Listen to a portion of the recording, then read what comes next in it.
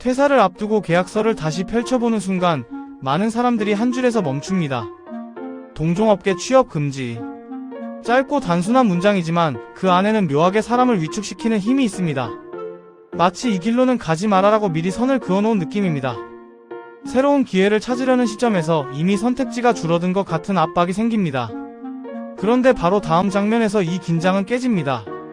이직하려는 채용 공고를 보는 순간입니다. 동종업계 경력자 우대.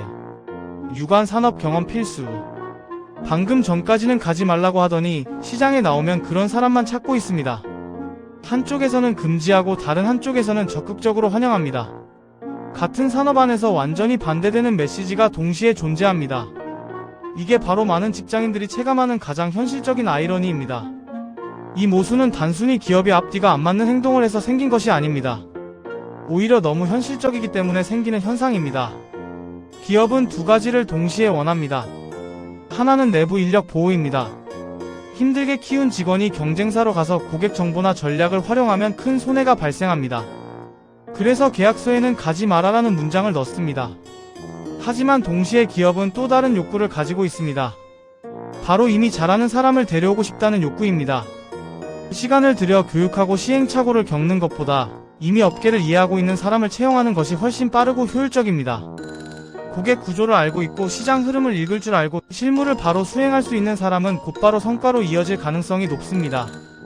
결국 한 문장으로 정리됩니다. 내 직원은 못 가게 하고 싶고 남의 직원은 데려오고 싶다. 이 구조가 바로 동종업계 취업금지 조항과 동종업계 우대 채용이 동시에 존재하는 이유입니다. 그렇다면 법적으로는 어떻게 바라볼까요? 여기서 많은 사람들이 오해를 합니다.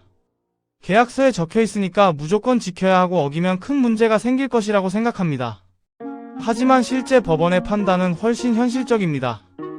대한민국에서는 직업 선택의 자유가 매우 중요한 권리로 보호됩니다. 단순히 경쟁사 가지 말아라고 적혀 있다고 해서 그게 그대로 인정되지는 않습니다. 법원이 중요하게 보는 것은 정말 보호할 가치가 있는가입니다. 회사가 지키려는 것이 단순한 인력 이동인지 아니면 실제로 유출되면 피해가 발생하는 핵심 정보인지가 기준이 됩니다. 고객 명단, 가격 정책, 독점, 계약 구조, 기술 개발 과정처럼 외부에 공개되지 않은 정보라면 이야기가 달라집니다. 이런 경우에는 일정 범위 내에서 제한이 인정될 수 있습니다. 하지만 단순히 같은 업종에서 일하는 것 자체를 막는 것은 대부분 인정되지 않습니다. 기간이 과도하게 길거나 범위가 지나치게 넓으면 오히려 불공정한 계약으로 판단되는 경우가 많습니다. 즉 업계에서 쌓은 경험과 능력을 가지고 다른 회사로 가는 것 자체는 법적으로 막기 어렵습니다.